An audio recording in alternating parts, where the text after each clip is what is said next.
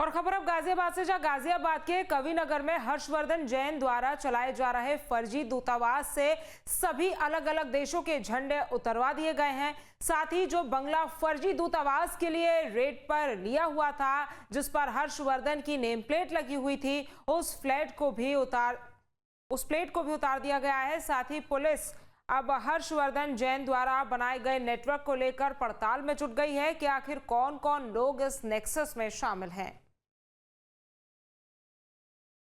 गाजियाबाद के कविनगर इलाके के अंदर यूपी एसटीएफ की नोएडा यूनिट ने जिस बंगले पर छापेमारी कर हर्षवर्धन जैन को गिरफ्तार किया था, उस बंगले के बाहर इस वक्त हम मौजूद हैं।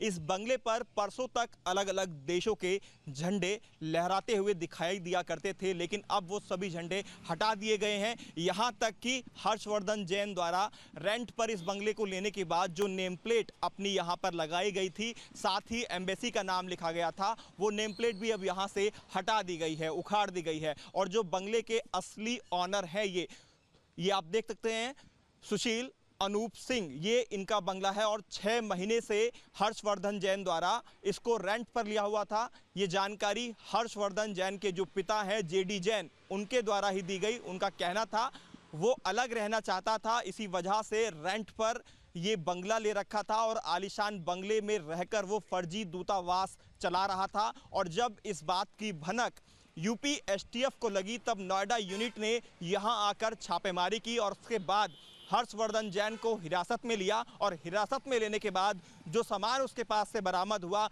वो चौंकाने वाला था। दरअसल उसके पास से 44,70,000 रुपये कैश और अलग अलग जो देशों की करेंसी थी वो भी बरामद हुई। एक बार फिर दिखाना चाहूँगा इस बंगले को, आलीशान बंगले को, जो आप देख सकते हैं। अगर रेंट की बात करें तो लाखों में इसका रेंट होगा जो हर्षवर्धन जैन ने ले रखा था। और यूपी एसटीएफ की नोएडा यूनिट ने हर्षवर्धन जैन के पास से 4 डिप्लोमेटिक नंबर प्लेट लगी हुई गाड़ियों को भी बरामद किया। इसके अलावा 20 डिप्लोमेटिक गाड़ियों की number plate, 12 passport, 2 pan card, 34 seal मोहर अलग अलग देशों की जो कि अवैध रूप से इस्तेमाल की जा रही थी, 12 अदद महंगी घड़ियां जिसका वो शौकीन था, क्योंकि हवाला से जितना पैसा वो कमा रहा था अपनी अय्याशी के अंदर भी उसका इस्तेमाल कर रहा था। एक लैपटॉप और मोबाइल फ़ोन भी पुलिस ने बरामद किया है यूपी एसटीएफ की नोएडा यूनिट ने, और उसके साथ